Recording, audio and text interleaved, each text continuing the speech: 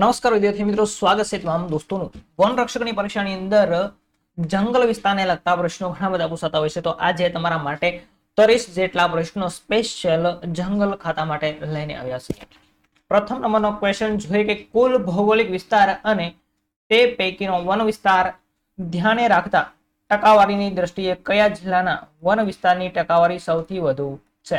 તો સૌથી વધારે વન વિસ્તાર કયા જિલ્લાની અંદર આવેલો છે? તો દોસ્તો અહીંયા જવાબ બને છે ઓપ્શન એ, ડાંગ જિલ્લાની અંદર સૌથી વધુ વન વિસ્તાર આવેલો છે ટકાવારીની દ્રષ્ટિએ. ત્યાર પછીનો ક્વેશ્ચન જોઈએ, એશિયાની સૌથી મોટી ઘાસિયા મેદાનો, એશિયાનો સૌથી મોટો ઘાસિયા મેદાનનો વિસ્તાર કયા જિલ્લામાં આવેલો છે? મિત્રો, ઘાસિયા મેદાનો કયા જિલ્લાની અંદર આવેલો છે? કચ્છ, ડાંગ, જામનગર કે જુનાગઢ? તો અહીંયા સૌથી મોટો ઘાસનો વિસ્તાર છે તે કચ્છ જિલ્લાની અંદર આવેલો છે. ઓપ્શન એ યોગ્ય રહેશે. ત્યાર પછીનો ક્વેશ્ચન જોઈએ, નીચેના પૈકી કયા પ્રદેશમાં જંગલ વિસ્તારની સૌથી વધુ ટકાવારી છે? કયા વિસ્તારની અંદર સૌથી વધારે જંગલની ટકાવારી મિત્રો જોવા મળે છે? દ્વીપકલ્પ ઉચ્ચ પ્રદેશો, પશ્ચિમ ઘાટ, પૂર્વ ઘાટ કે હિમાચલ પ્રદેશ? તો દોસ્તો અહીંયા જવાબ બને છે દ્વીપકલ્પીય ઉચ્ચ પ્રદેશો તેની સૌથી વધારે ટકાવારી છે. ત્યાર પછીનો ક્વેશ્ચન જોઈએ, ભારત સરકાર દ્વારા વાંસની પેદાશને પ્રોત્સાહન પૂરું પાડવા માટે રાષ્ટ્રીય બાંબુ મિશન કયા વર્ષે શરૂ કરવામાં આવ્યું હતું? મિત્રો, આઈએમપી ક્વેશ્ચન. રાષ્ટ્રીય બાંબુ મિશન છે તે કયા વર્ષે શરૂ કરવામાં આવ્યું હતું? 2014, 12, 17 કે 19? તો 2019 ની અંદર રાષ્ટ્રીય બાંબુ મિશન શરૂ કરવામાં આવ્યું હતું. ત્યાર પછીનો ક્વેશ્ચન જોઈએ, શેરના વૃક્ષોનું સૌથી વધુ વિસ્તાર કયા જિલ્લામાં આવેલો છે? શેરના વૃક્ષોનો સૌથી વધારે વિસ્તાર કયા જિલ્લાની અંદર આવેલો છે દોસ્તો? તો અહીંયા જવાબ બને છે કચ્છ જિલ્લાની અંદર સૌથી વધારે શેરના વૃક્ષો આવેલા છે. ત્યાર પછી આગળ જોઈએ, હિમાલય તથા પશ્ચિમી ઘાટના વધુ ઊંચા પર્વતીય વિસ્તારોમાં કયા પ્રકારના જંગલો જોવા મળે છે? હિમાલય તથા પશ્ચિમી ઘાટનો જે ઊંચો પ્રદેશ છે ત્યાં કેવા પ્રકારના જંગલો જોવા મળે? ભરતીના, નિત્ય લીલા, શંકુદ્રુપ કે ખરાઉ જંગલો? તો દોસ્તો અહીંયા જવાબ મળે છે ઓપ્શન સી, શંકુદ્રુપ જંગલો છે તે જોવા મળે છે. ત્યાર પછીનો ક્વેશ્ચન, આપણા દેશની રાષ્ટ્રીય વન નીતિ અનુસાર દેશની કુલ ભૂમિ ભાગના કેટલા ટકા વિસ્તારમાં જંગલો હોવા આવશ્યક છે? તો મિત્રો, આપણે અગાઉ વિડીયો જે 50 ક્વેશ્ચન જોઈએ તેની અંદર પ્રશ્ન પૂછ્યો હતો, તો ત્યાં શું લખ્યું હતું? આ પ્રશ્ન વિધાન યોગ્ય હતું. તો અહીંયા જવાબ બને છે 33%. હાલ કેટલા ટકા છે? 23% છે.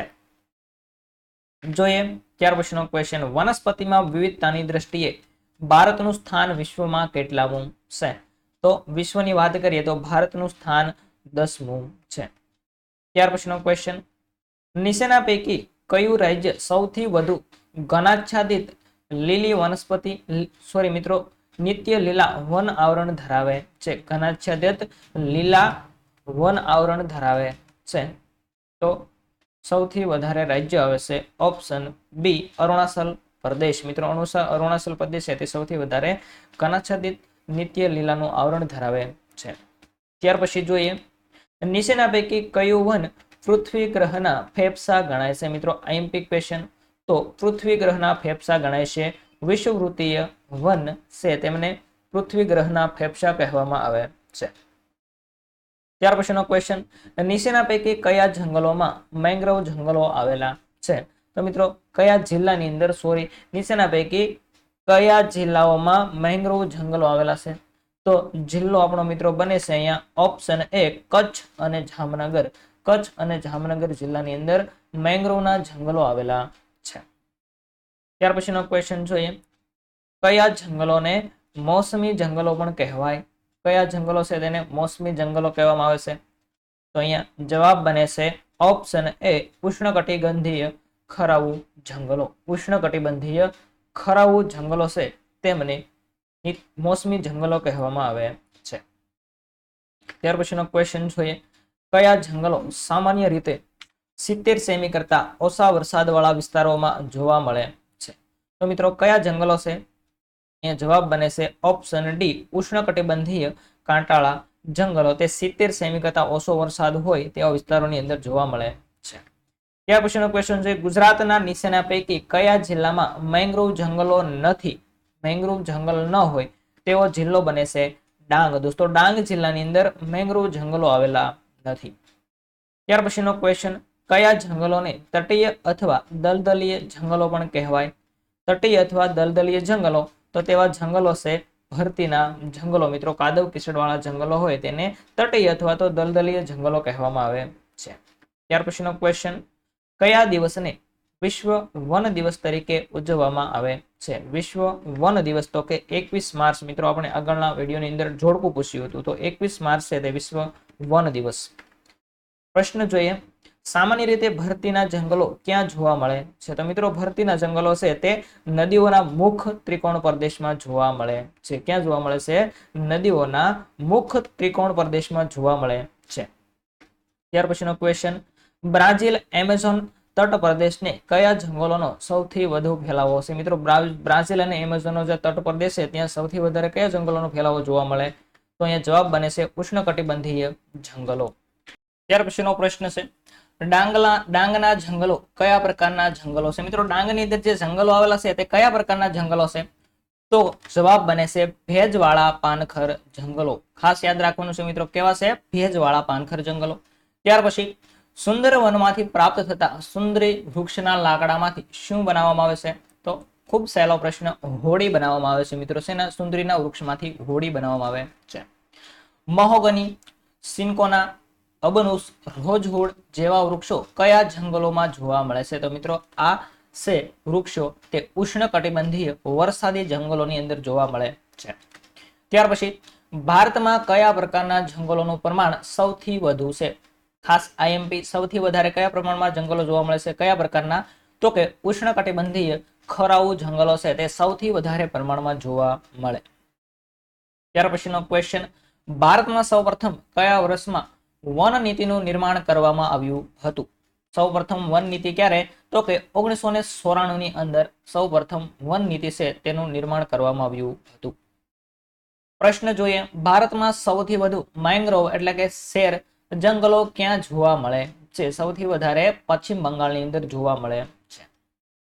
ત્યાર પછીનો ક્વેશ્ચન, જો કોઈ જમીનમાં વૃક્ષોનું આવરણ 10% થી 40% વચ્ચે હોય તો તેને કેવા વન કહેવાય?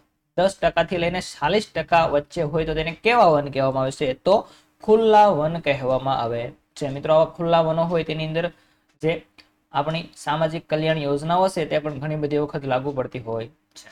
જોઈએ ત્યાર પછીનો ક્વેશ્ચન, ઓક, દેવદાર, સીડ, સનોવર, સ્પ્રુસ વગેરે જેવી વનસ્પતિઓ કયા જંગલોમાં જોવા મળે? તો આ મિત્રો પર્વતીય જંગલોની અંદર જોવા મળતી વનસ્પતિ છે.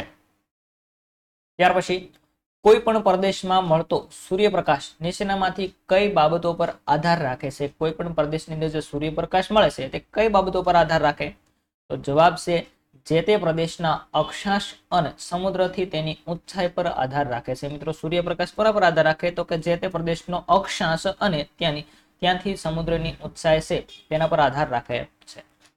ત્યાર પછી, ગુજરાતમાં શેરના જંગલોનો વિસ્તાર વર્ષ 2015માં કેટલો હતો? મિત્રો જૂનો આંકડો છે પણ પૂછાઈ શકે, તો કે 2015 ની અંદર 1107 ચોરસ કિલોમીટર હતો, પરંતુ અત્યારે તો ખૂબ વધારે છે. નીચેનામાંથી કયો વન વિસ્તાર ગુજરાતમાં જોવા મળતો નથી? તો ગુજરાતમાં જોવા ન મળતો હોય તેવો વન વિસ્તાર છે ભેજવાળા સાલ વન. અને મિત્રો હવે છેલ્લો લાસ્ટ ક્વેશ્ચન આ આપણા વિડીયોનો, સામાજિક કૃષિ આયોગ દ્વારા સામાજિક વનીકરણની શરૂઆત કયા વર્ષમાં કરવામાં આવી? તો આ સામાજિક વનીકરણ છે તેની શરૂઆત ઈસવીસન 1977માં કરવામાં આવી હતી.